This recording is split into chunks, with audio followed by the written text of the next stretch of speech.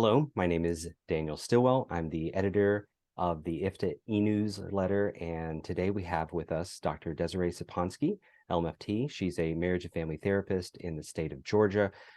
She's a AMFT clinical member, supervisor, and at the University of Georgia, she's an associate professor at the Human Development and Family Science Department. She's also visiting faculty at the Royal University at Phnom Penh, in Cambodia. She has a small private practice, and she is the president of IFTA. And so we're so honored and excited to have her here with us today. So thank you so much for being here. Yeah, thank you so much, Daniel. Thanks for having me. I'm excited to be here with you. So my first question, because we have therapists and clinicians and researchers from all over the world, therapy or systemic psychotherapy looks different in different places. What kind of mental health practitioner do you identify as, and what does that look like where you work? Yeah, so I'm a licensed marriage and family therapist here in the state of Georgia in the United States. And as you said, an AMFT approved supervisor. So I have a very small private practice that I recently just opened. And part of my work as a marriage and family therapist, I'm a faculty member at the University of Georgia. And so I do work with students in doctoral level MFT students in helping them train to do research and other human development classes. I'm also visiting faculty, as you said, in Cambodia. And so there I work with the undergraduates in psychology, but I also help start their clinical psych program, and I've continued mentoring some of the doctoral students. So overall, I'm a systemic thinker and interventionist, but I do align with being a marriage and family or couple and family therapist. Wonderful. Yeah. Wonderful. As the new president, you started less than a year ago. What have you learned about the global field of family therapy during your tenure as leader? You've been a part of the board in leadership for more than just being president.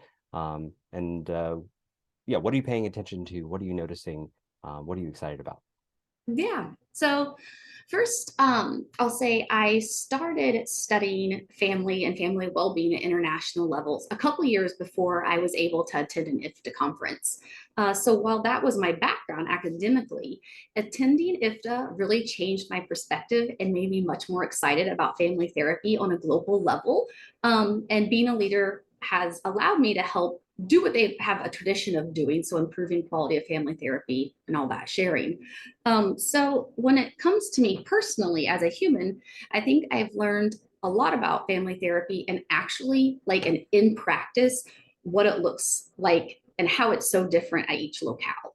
So hearing my colleagues be extremely creative and innovative at their presentations of showing how they are adapting the theories or recreating the theories and models to be culturally responsive and attuned in their location. So we know this is all pretty, it sounds so obvious because we've all been trained, or many of us have been trained. We know that people are going to adapt. But I think it's getting to go to the conference, hearing the presentations, and my experience is it's been different than other conferences I've been to because you get to follow up and walk up and talk with a person and have breakfast the next day or time for coffee and tea. And so I think I've seen a more hands-on, nuanced way of how people are adapting models that I learned in graduate school, and maybe I don't use them here in the US either at all or as much. And they're doing crazy, innovative stuff with different models. Wonderful, wonderful. What changes or expectations do you anticipate happening or unfolding as your president, or even in the next 5 years? Granted, we've had COVID and all sorts of things, so 5 years ago it would have been hard to predict where we're at now. But as someone at the helm, what do you anticipate? That I feel like such a politician. Well, I can't exactly predict, but these have been really uncertain times. And so I just want to acknowledge before we even move forward talking about what I see hopefully as president, it's acknowledging everything that we still have contextually going on. And so, as you mentioned, we know that COVID has played a huge part on our past 3 years. So the stressors changing over time, starting with all of the fear and the death and grief and loss and isolation. And now these long-term implications itself with mental fatigue. We know that mental health illnesses, issues, whatever, however we want to term them, that some of them have increased by 25%. That's in children and adults and relationships. And so these ripple effects in families and communities and workplaces. So many places are dealing with political upheaval and social injustices, climate crises, war, violence, so racial injustice, displacement. All of this is a lot. So remembering like the context that we're still currently in. Um, we also know from the literature that this COVID crisis is now a mental health crisis, and these high numbers of distress are further impacted by lack of access to care. Mm. And so I think the last, and please correct me or jump in there if the number is different or if I'm getting it wrong, but we know from World Health Organization, isn't it less than 2% of national budgets are allocated towards mental health care? I think that's the number. Wow. That doesn't surprise me, but that is, yeah, that is low. Yeah, so it's staggering whenever we think of all these current atrocities and continual crises and traumatic experiences. So there's a lot of areas for healing at the individual level, families, globally. So these stressors are high, access and availability as treatments low. So yeah, so there are times where I won't lie, I'm a human too. I'm going through this too, professionally and personally, and what that looks like, and it feels overwhelming. So I Mm-hmm. want to acknowledge that, we're all humans going through this in very different ways, depending on our location, our access to healthcare, our families, all that stuff. And I do think, so as I say, it's overwhelming, and I experience it myself. It's also recognizing um, we have to remember that we're resilient and families are resilient, and we withstand and we rebound, adjust. Some of us transform, looking Mm-hmm. at coaches work. So I try to keep that in mind as we're in the trenches and I'm thinking about what it's going to look like as we move forward.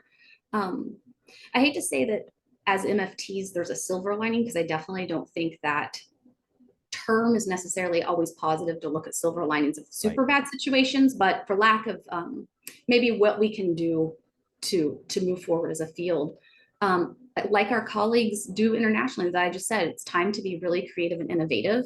And we've been doing that for the past 3 years. Mm-hmm. Um, and so like one example of what I would continue to see, and looking through the conference, some of the presentations I know that are coming in, and is this kind of going in the right direction of what you were asking? Absolutely, because we have, in a couple of months, we're meeting in Spain for our Mhm. annual conference, and thankfully we were able to meet in person.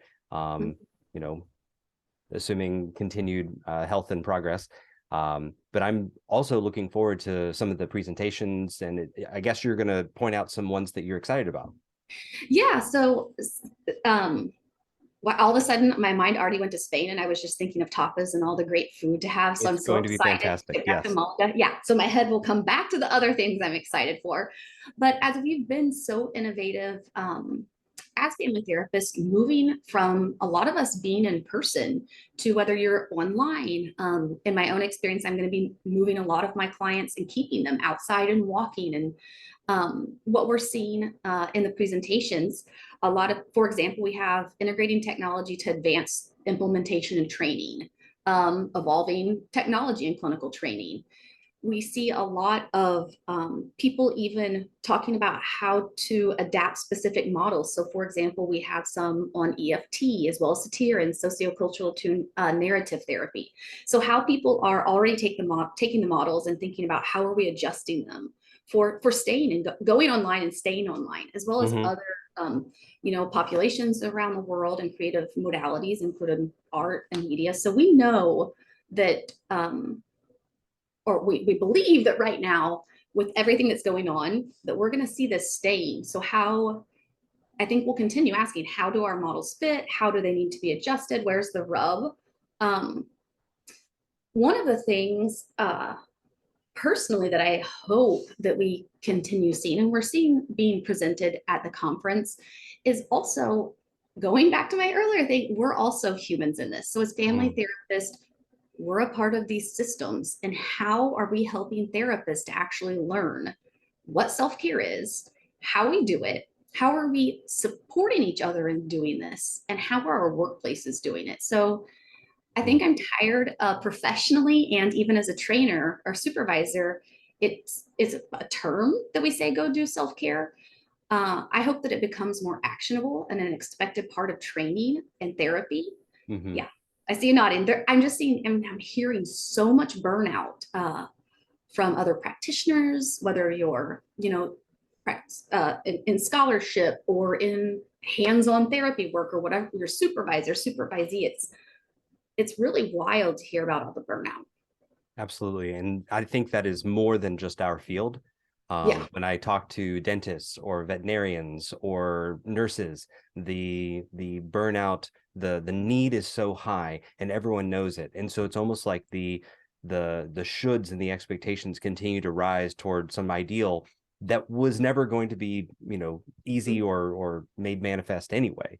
And so as our infrastructures, thinking systemically, as our infrastructures struggle to catch up and policies struggle to adapt in the different political environments around the world, some places are going to do well, and hopefully we can learn from that. And I hope one of my favorite things about going to the conference is being able to hear what other companies and countries and institutions are doing well, and how we can be empowered or emboldened to learn from each other, to hopefully take these ideas and make them more systemically impactful.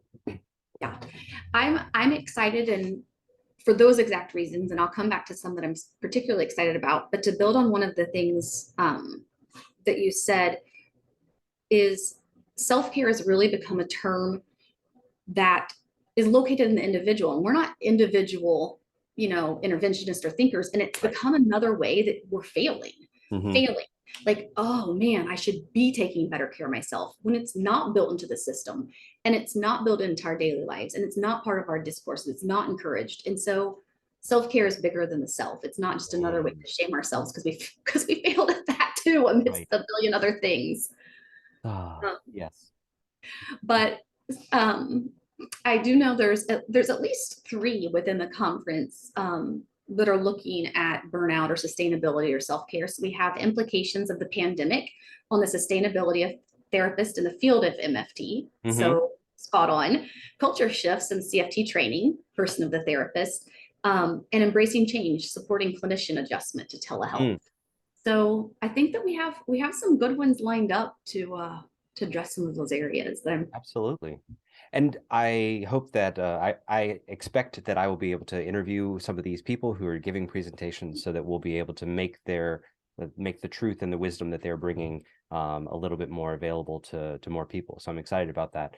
Well, thank you so much for joining us today. I really appreciate being able to talk with the new president and be able to hear some of your thoughts and vision for what you're expecting over the coming years. Looking forward to seeing you in person in Spain, and anyone else who happens to hear this, you are more than welcome. There are still open spots for poster presentations and opportunities to attend. So thank you very much. Yeah, thank you so much, Daniel. I look forward to seeing you, and thank you so much for having me and for keeping all of this going.